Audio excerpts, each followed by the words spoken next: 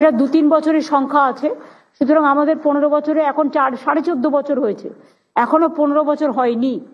সুতরাং 14.5 বছরের সংখ্যাটাও ঢোকাতে গেলে সংখ্যা অনেক বেশি আছে এবং সাবজেক্টও অনেক বেশি আছে। সেইটা টোটাল ক্লিয়ার করার জন্য আমি সাংবাদিকদের কাছে বলবো, এবং ডিএম যারা আছেন, বিডিও থেকে শুরু করে এসপিরা থেকে শুরু করে সকলে যারা আছেন অফিসাররা, they let us wait for 7 days। আজকে আমি অফিসিয়ালি ইনাগুরেট করে দিলাম, এরপর বাদ বাকিটা সিএস দেখে নেবেন। ধন্যবাদ মাননীয় মুখ্যমন্ত্রী মমতা বন্দ্যোপাধ্যায়কে। উন্নয়নের পাঁচালী আমরা একটা করছি, গানটা কি পরে হবে?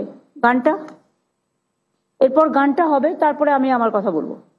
এখন আমাদের সামনে এই পাঁচালী পরিবেশন করতে চলেছেন আমাদের সকলের প্রিয় শ্রীমতী ইমন চক্রবর্তী মহাশয় এবং তার টিম।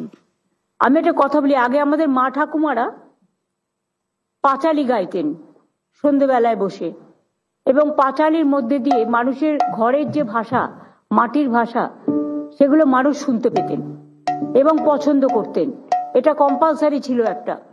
তো এখন তো এসব উঠে গেছে প্রায়। গ্রামের দিকে এখনো হয়, তুলসীতলায় প্রদীপ জ্বালানো, বা কেউ আজান করে, কেউ প্রণাম করে, কেউ চার্চে যায়, কেউ মাঝের থানে যায়, যার যার নিজের মতো আছে।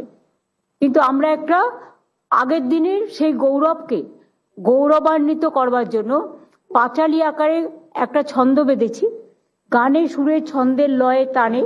কারণ আমাদের স্পন্দন কিন্তু রবি ঠাকুরের স্পন্দন, নজরুলের স্পন্দন, রজনীকান্তের স্পন্দন, আমাদের অতুল প্রসাদের স্পন্দন, আমাদের বাউল সঙ্গীতের স্পন্দন, আমাদের কীর্তনের স্পন্দন, সবকিছু মিলিয়ে মিশিয়ে। সুতরাং সেগুলো নিয়ে একটা বেঁধেছি আমরা। ইমন সেই গানটি আপনাদের কাছে পরিবেশন করবে। ইমনকে এবং তার টিমকে অজস্র ধন্যবাদ আমাদের এই উন্নয়নের ডাকে সাড়া দেওয়ার জন্য। Thank you so much. ধন্যবাদ দিদি।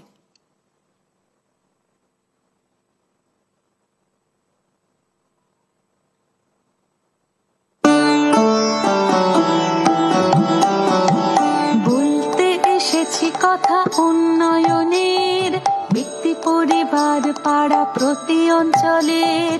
এ উন্নয়ন আজ মানুষের সম্মান, বহুগুণে উন্নত জীবনের মান।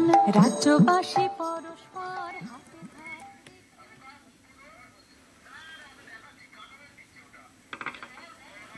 সব দফতরের রিপোর্ট কার্ড পেশ, 15 বছরের কাজের খতিয়ান পেশ মুখ্যমন্ত্রীর।